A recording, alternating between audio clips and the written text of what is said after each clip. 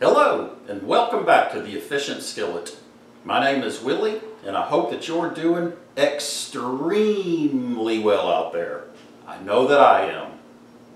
I would be remiss in my cooking videos if I failed to show y'all how to make a good steak. No, not you. Now I've got a nice USDA choice Angus ribeye steak here. There we go. Anyway, this is a USDA choice Angus ribeye. When it comes to making a good steak, what you want to do is keep it simple, okay? So we're going to start out with some salt here. Sprinkle just some salt on there. I love this coarse ground black pepper, especially for a nice steak, so we're going to pepper it. Let's do the other side. Salt.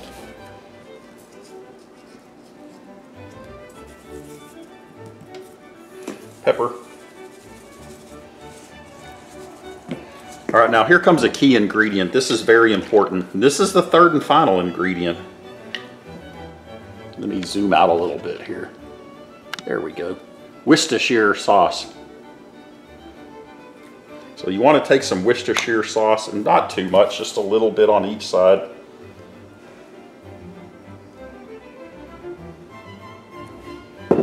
Just kind of keeping your salt and stuff from, don't rub it all off of there and stuff. Just get you some good Worcestershire sauce on there.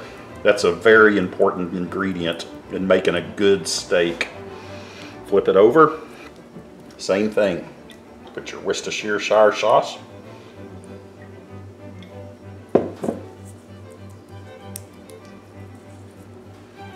There we go. Now, with that salt and pepper that's kind of went over onto the plate, you might want to roll the edgy. This is about a 1-inch thick ribeye, by the way. You'll want to roll the edges and all that. So there we go. We're ready to go, man. Okay, as in with most of our videos, our primary source of cooking is our electric skillet. This is a Salad Master, which is a very nice electric. It's an oil cord electric skillet. One of the cool things about these electric skillets is you can hear the oil on the inside if you listen.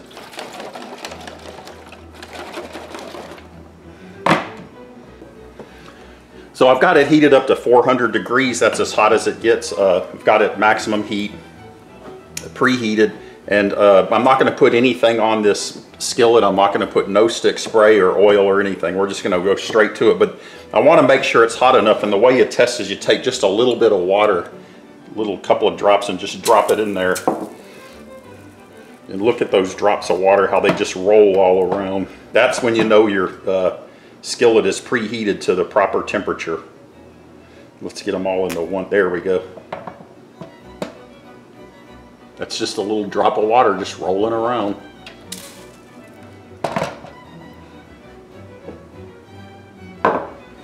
Okay, so here's our steak. We've got it all seasoned up with salt, pepper, and Worcestershire sauce. And the reason you want to have it on your maximum heat is because you want to get a little bit of that searing effect on it. Okay, it's been cooking for about 2 minutes on that side with the skillet all the way up. So what I'm going to do now is just put the lid on it. We're going to let it go for about 3 more minutes, then we're going to turn it to the other side.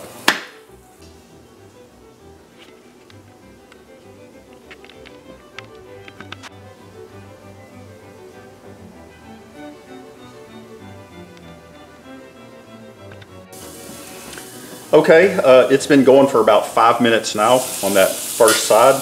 Take the lid off. As you can see, the heat's kind of been cooking this side too a little bit. Now we're going to flip it to the other side. And you see that scorching effect right there.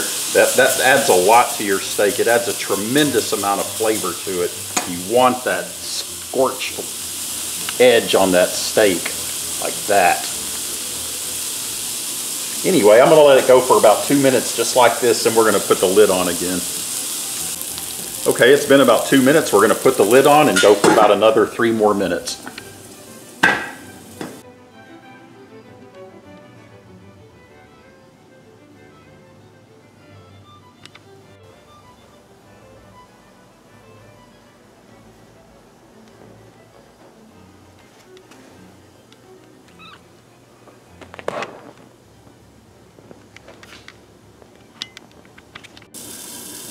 Okay, it's been about 3 more minutes now, so we're gonna pull the lid off. And here we go. Here's our steak. Now, I like my steaks, I love a good seed. You want that good scorching.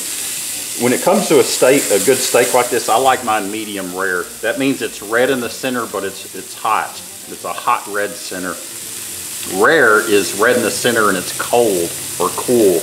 Okay, that's just too rare for me. But I like mine medium rare. I like it hot and red and juicy. Anyway, there you go, folks. Very simple, very easy to do. A good, delicious steak.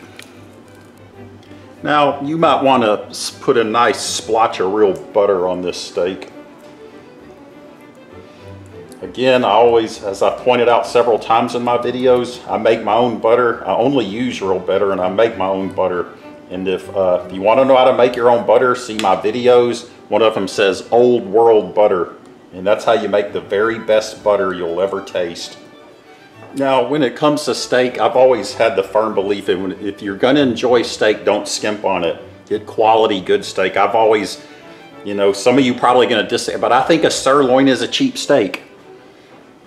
To me, a quality steak is either a ribeye, a T-bone, a New York strip, or a filet mignon, and that's it. Anything other than that, to me, it's a cheap steak. So, and if you want to go out to a restaurant, have a good steak, I strongly recommend Jake's Western Dive in Moscow. They make a great char-broiled steak right over the flames, and it's really good. So, anyway, and that's how I like my steak right there, red, hot, center. That's perfect for me. If you want it cooked more, obviously you leave it in the pan a little bit longer. What's cool about this method we do here is you get that charred effect just as if it was over real live coals, except you're not having to fire up a bunch of coals. You can do it right in your electric skillet. Anyway.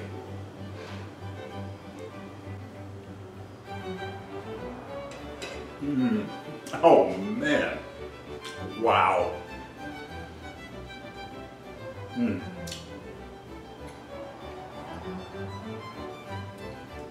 It's so tender, and that charredness just adds so much flavor to it. The Worcestershire sauce, the coarse ground black pepper, kosher salt, everything. And man,